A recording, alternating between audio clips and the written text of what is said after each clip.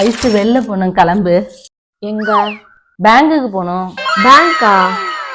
ஏன் நகையெல்லாம் மூக்க போறோமா? ஆமா ஆமா, கிளம்பு. எவ்வளோ வட்டின்னு தெரியலையே, என்ன சொல்ல போறான்னு தெரியலையே. இவளுக்கு என்ன ஜாலியா இருக்க, எந்த பொறுப்பும் இல்லை. வா போலாம். அதுக்குள்ள முடிஞ்சிடுச்சா? நகையை காமிக்காம நீங்க பாட்டுக்கு போயிட்டு இருக்கீங்க. வீட்டில் போய் காட்டுறேன், வா. வீட்டுக்கு வந்தோன்னா நகையை காட்டுறேன். நீங்க இவ்வளவு நேரம் ஆகுது, இன்னும் காட்டவே இல்லை. இந்த காட்டுறேம்மா. இந்தாம்மா. என்னது இது? நகையும் அடகுல இருந்து மீட்டு பணமும் ஆஃபரா கொடுத்துருக்காங்களா? என்ன தீபாவளி ஆஃபரா?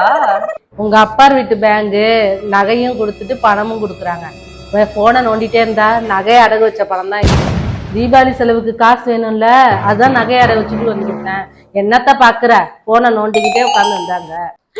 நகையை அடகு வச்சுட்டீங்களா? என்னோட ஜிமிக்கித்தோடு கூட உங்ககிட்டதான் இருந்துச்சு, அதையும் சேர்த்து அடகு வச்சுட்டீங்களா? ஏன் உங்க புள்ளையும் உங்க புருஷனும் என்ன பண்றாங்களாம்? 1ஆம் தேதியே இன்னும் பிறக்கல, 20 நாள் இருக்கு தீபாவளிக்கு. அவங்க பெரட்ட மாட்டாங்களா?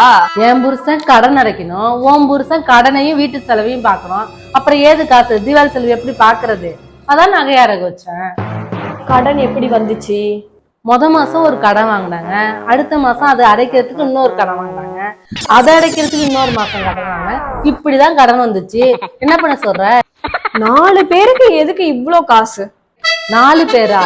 என் 2 பொண்ணுக்கு வரிசை வைக்கணும், துணிமணி எடுத்து கொடுக்கணும், பலகாரம் செஞ்சு கொடுக்கணும், நம்ம வீட்டுக்கு பலகாரம் செஞ்சு கொடுக்கணும், நம்ம வீட்டுல உள்ளவங்களுக்கு எல்லாம் துணிமணி எடுக்கணும். உன் அம்மா அப்பா வந்தாங்கன்னா வரிசை வச்சாங்கன்னா கறி சாப்பாடு செய்யணும், அவங்களுக்கு பலகாரம் கொடுத்து அனுப்பணும். இவ்வளவு செலவுக்கு எங்க போவேன்? நகை அதுக்குதான் வச்சேன்.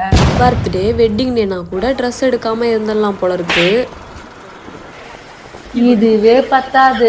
யார்கிட்ட போய் நான் கந்து வெட்டிக்கு வாங்கணுமோ, இன்னும் பட்டாசு வாங்கணும், இதெல்லாம் செலவு இருக்கு. என்ன பண்ண போறேன்னு தெரியல. தீபாவளி மாதிரி ஃபெஸ்டிவல்னா கடனை வாங்கியாவது அதை கொண்டாடியே ஆகணும்.